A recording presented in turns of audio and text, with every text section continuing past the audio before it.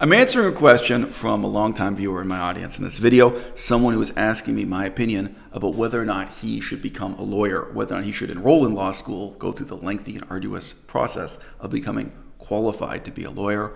And he's asking this not in order to make money, but because he's interested in a kind of political activism, of taking on a life of greater political responsibilities, because in his way, he wants to make the world a better place. So in answering this question, I'm partly just making a reply to him, but I'm also going to talk through some issues that will pertain to many different people's decisions, living many different lives in many different countries, cultures, and contexts with many different aspirations to make the world a better place. All right? The first puzzle that's wrapped up in this seemingly simplistic package, like the question, should you become a lawyer? It seems simple. It's very easy to lose sight of the fact that you've combined two different questions here. All right? One is whether or not it's a good thing to become a lawyer.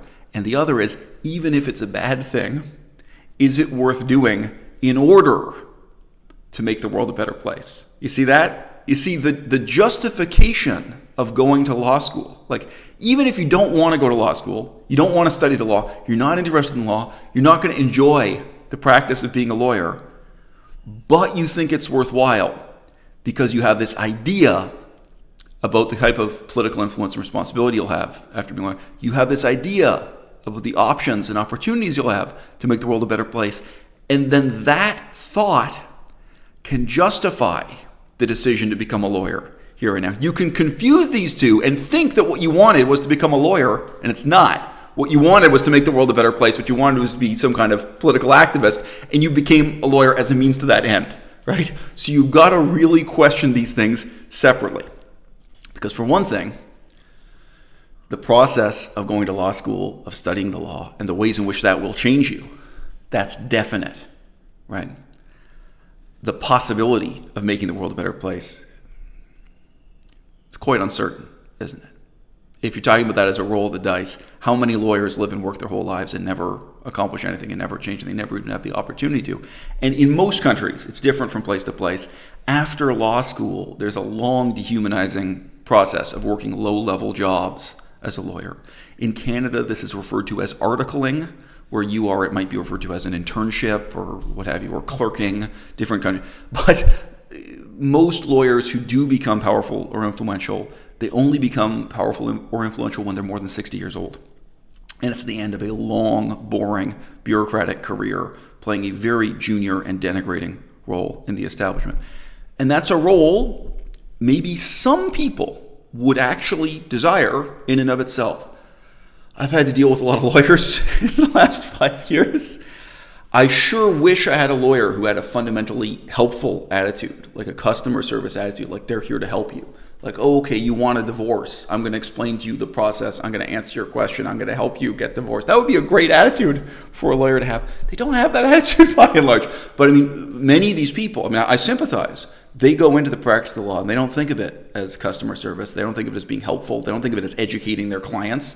They probably don't think of it as a form of political activism either, right? The motivations that are bringing most people into law school is what you're going to be sitting next to in the classroom. As a brief digression, I've mentioned this to my girlfriend many times lately. When I first enrolled in university, my major was economics. And I said to my parents, this was half joking, but half serious criticism. After I came home from class one day, I said, only now do I understand the market for Rufinol. Rufinol at that time was a notorious date rape drug. A notorious date rape drug. And I was sitting there in the classroom with these guys who chose to go into economics. I was like, wow, the moral character of the people I'm sitting with in the classroom, like the people I'm meeting by majoring in economics, this is a whole depressing side of human nature I'd been blind to before. Well, in some ways it's going to be similar, in some ways it's going to be different. You are going to meet people who are motivated by money and who are motivated by things far darker than money once you're in that law school. In the same way where I was sitting down in this economics classroom, I was like, hey guys, I'm here to study the philosophy of poverty.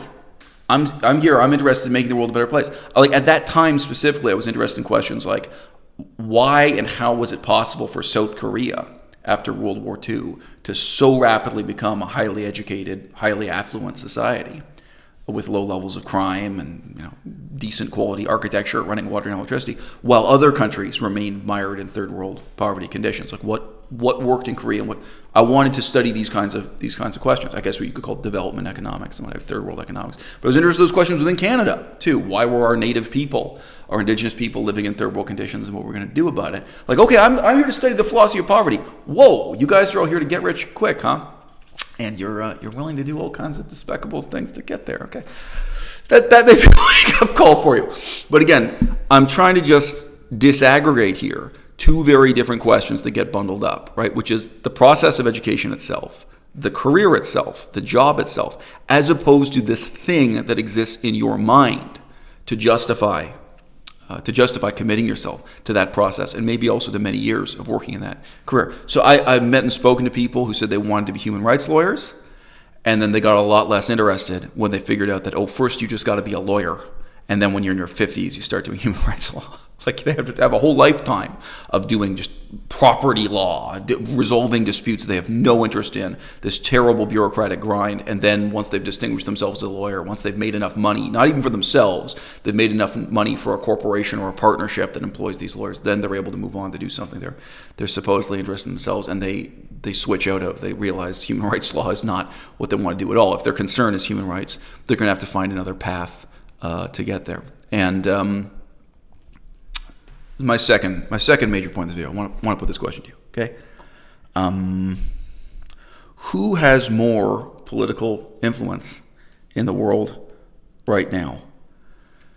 The documentary filmmaker Michael Moore, or this lawyer you imagine yourself becoming 10 years from now? And I say 10 years intentionally, because you will probably be a powerless paper pusher 10 years from now, even if, again, 20 years and 30 years from now, maybe you do become a powerful and influential person through the practice of law. Michael Moore is not particularly intelligent. Really, Michael Moore is not particularly intelligent. He's not particularly well-read. He's not intellectual. What amazing political power and influence he's amassed in his life. What a tremendous potential he has to make the world a better place or a different place or to influence politics. He's managed to achieve through documentary filmmaking. And you know what? I don't really think Michael Moore is the exception to the rule in the 21st century. I think he's the rule. I think that's the norm now. All right? Now, you could ask a second question. What if Michael Moore had gone to law school and become a lawyer? Yes, he'd be even more influential. He'd be even more effective. There's no doubt.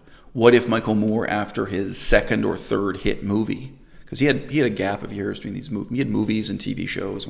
What if he had stopped and said, okay, he's going to take a couple years and go to law school and then come back? Great question.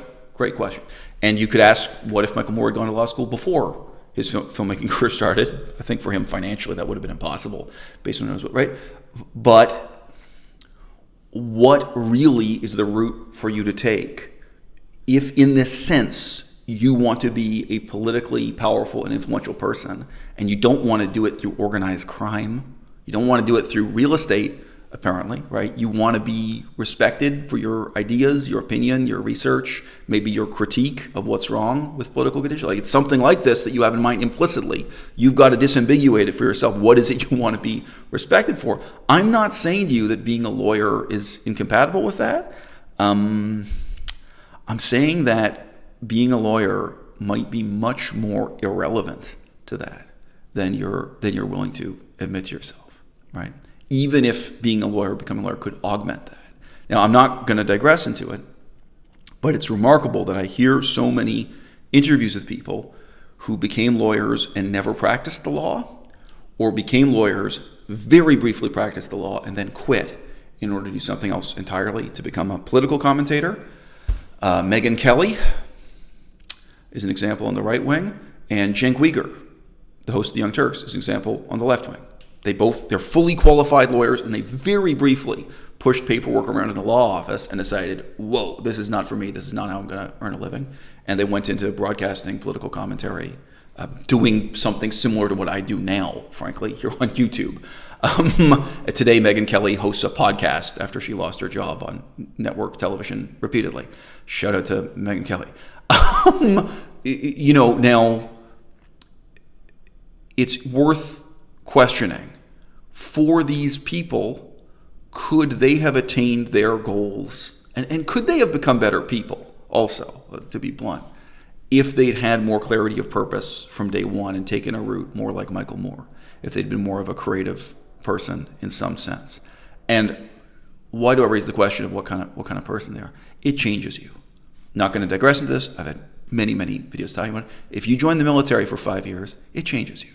If you go to law school and then do the articling, I think 5 years is a conservative estimate in most countries. It might be more like an 8-year process. It varies from country to country. But let's just say if you spend 5 years doing this lawyer thing, it changes you. And maybe you can tell me that in some ways it's going to make you a better person. And you know what? There are some ways it's going to make you worse. All right. Another really interesting example from my perspective is actually the guy who does TMZ or TMZ, a celebrity gossip station. But he was a conventional lawyer, and every so often in his job being an entertainment talk show host, he makes references to specific laws that show that he does have that legal education. Okay. Now, my third and final point in this video, because I think this question of should you become a lawyer, it involves these 3 points that may be difficult to extricate and analyze separately in your own mind. It comes down to a question of your analysis of, your perspective on your own culture and how you fit into that culture, to what extent you're a dissident in that culture, to what extent you're a conformist. The particular guy asking me this question, he's writing to me from Ireland. All right.